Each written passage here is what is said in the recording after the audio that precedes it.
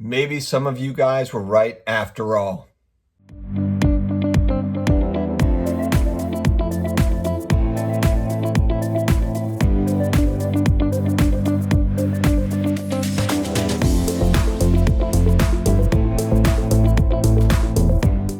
Hello to all my collectibles investors, whether it be sports cards, whether it be NBA Top Shot moments, whether it be graded comic books. We're here. I've got my coffee. I'm just waking up, as you can see. I haven't really messed too much with my hair. That's just going to be a trademark, guys. If I'm doing a morning video, I'm just going to go with it. You know, I'm not going to get all prepped and beautiful for you every single time. We're just going. This isn't the Comeback Card Investor Show where every hair has to be in place. Guys, if you are new here, please hit that subscribe button, karate chop the notification bell, as my son or daughter would say. We come out with daily videos just about, and it's a lot of fun. We're talking about all things collectibles. We wrap in some personal finance. We throw in some 80s video game clips on occasion. Hopefully he'll show up. That's no fair. Bo Jackson's too fast. Guys, do we want Cleveland back or don't? Oh, here we go. Bye-bye. See, Peter, he's too fast. You gotta tackle me. It's B. You gotta press B. I'm pressing B. He's too fast. Going over here. Going over here now. Never get tired. Change your guy, Quagmire. Change your guy. I'm trying. Peter's cheating. You're cheating, Peter. I'm not cheating. I'm following the rules. I'm just really good. You're not really good. You just got Bo Jackson. And all in all, it's just a good time. So thanks for joining. Is NBA Top Shot here for the long run, or is it fading away? This is really interesting. I've been watching closely my collection, and there's a couple different sites out there that kind of gauge how your collection is going. And my collection has been dropping in value. And I'm kind of looking at a few different things that are going on.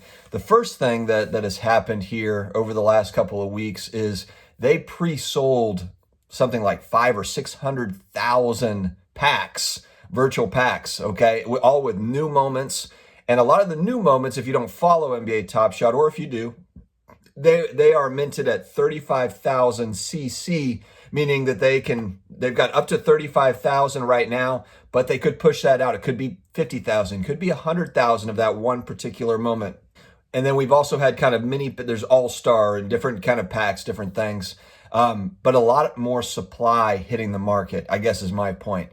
Most of my collection within NBA Top Shot, I do have some rares that I got in Series 1. I still got some rares, but most of them are commons. A lot of Series 1 commons, and then I've got some Series 2 commons. So I've got kind of the base cards of NBA Top Shot, but it's not in the same, it doesn't work in the same way as physical cards because there's not 10,000 different parallels or variants. There are kind of parallels, like there's holos and cosmics and legendaries, but not in the same scale as physical sports cards. So I guess my point is a lot more supply over the last 2 weeks has hit. Also, in combination, they haven't had it to where you can start a new account. So new people that are trying to get on that platform, that are trying to spend their money on that site. Now, you could also counter argue that there's people trying to get their money off of the site. Fine. But the fact is there's a lot of people that are trying to get on that site as well that are not able to do so. So I think that there's some counteractive variables there. So prices have been falling, and that's something that, a lot of people, I think there might be some people withdrawing. Maybe there's panic selling. Is it a fad? We've got Gary Vee as an example. He's been talking about NBA Top Shot, not always in a positive light, but I think that people are misunderstanding kind of what he's saying with that. Because Gary Vee's high on NFTs, he's just very, very clear in his message of like, look, 97, 98% of NFT projects over the next couple of years, in a similar vein to the .com bubble in 2000, where there was a million internet companies that were trying to go public. 97, 98% of those companies are going to fall away. In 5, 10, 20 years, they won't be around. But NFTs as a whole, he likes it. He likes the digital collectibles space as a whole. Now, he said that, but if you listen to what he says about NBA Top Shot, he praises Roham, that's the founder, or I guess the guy that's running it, that's running Dapper Labs. The reason why he's not big on NBA Top Shot right now, and if you listen closely, he says it's the same reason he's not high on 97, 98% of physical sports cards.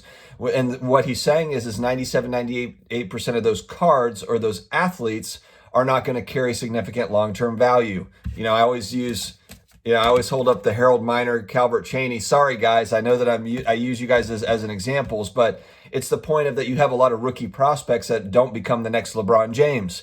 97, 98% of them will not. So that's the main point is he's getting at is if you're looking at, there's a lot of moments on the Top Shot site of players that are prospects that are expensive.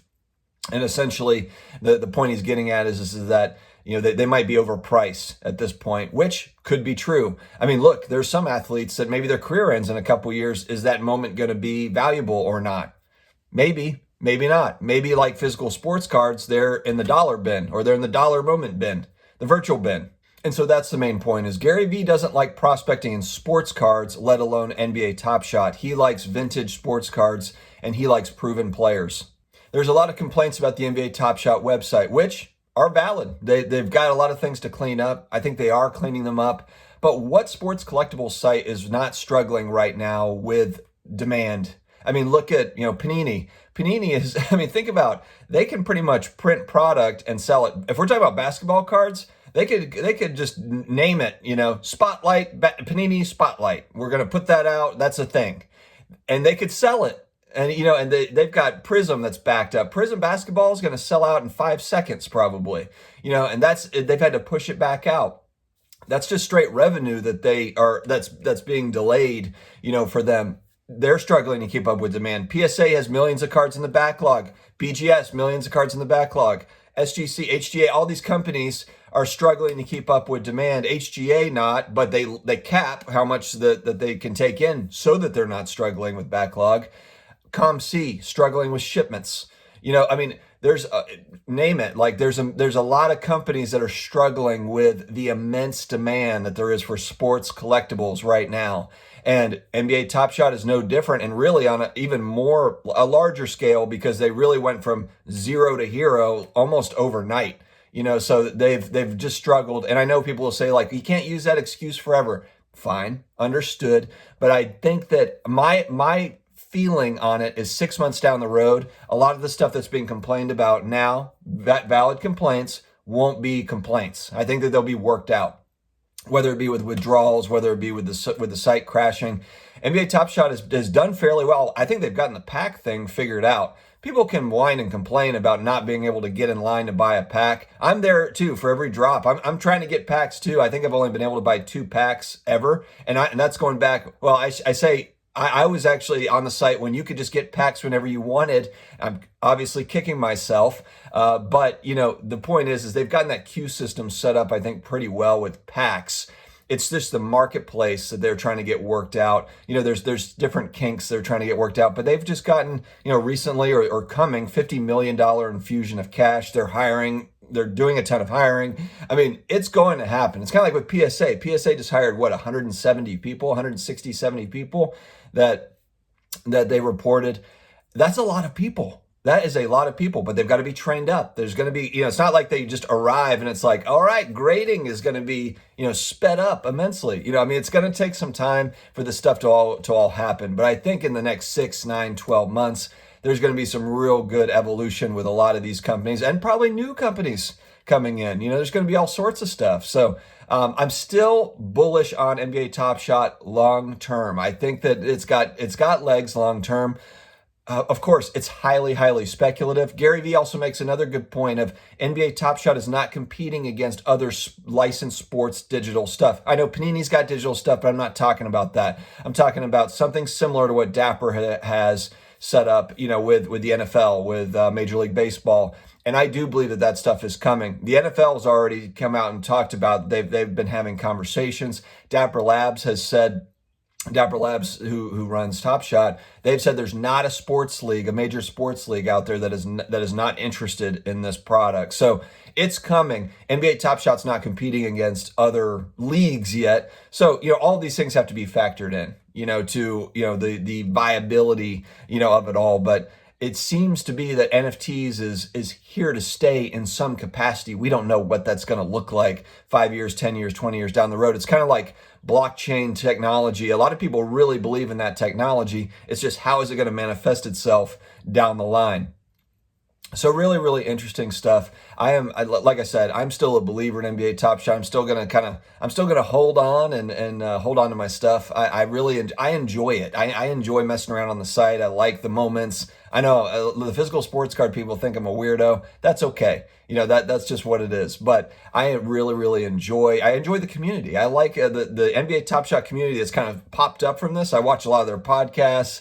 I enjoy there's some really funny characters out there that make good content on NBA Top Shot. So really, really enjoy that.